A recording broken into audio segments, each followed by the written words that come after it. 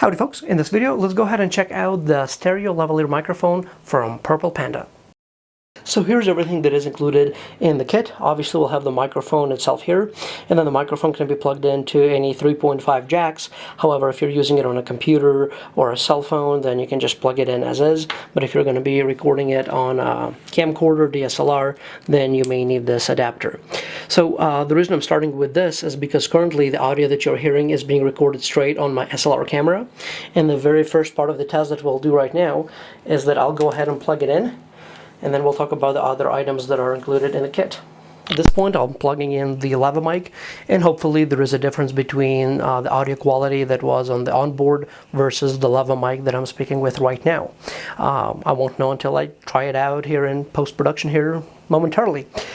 So let's talk about a couple of other things that are included in the kit. One of them is going to be the extra length for the microphone cord.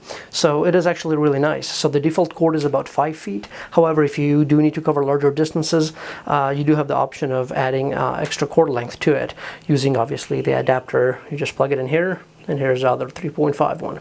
So that is actually pretty nice, so you don't have to walk with 20 feet of cord when you don't need it. Another adapter here that we have is going to be for GoPro. So it is going to be a 3.5 millimeter to the GoPro connection. We do have an extra clip. There is already one clip on the actual microphone, and this is an extra one. And then we also have this kind of fuzzy furry thing that's for the wind when it's too windy, and hopefully it's going to help us with some audio quality as well. So for this part of the test, folks, we are actually outside recording on the built-in microphone on my Samsung Galaxy S7. You actually may have some background noise that is being recorded right now. We have some water splashing here, and we also have some wind picking up here sporadically on and off periodically as well. So this right now is using the microphone from the Galaxy S7, and I'll go ahead and plug in right now the Panda stereo Lava mic. Hopefully there is some difference. There better be some difference by the time I analyze this footage. We should have less background noise, less wind noise, less water noise, and hopefully my voice is coming across clearer as well.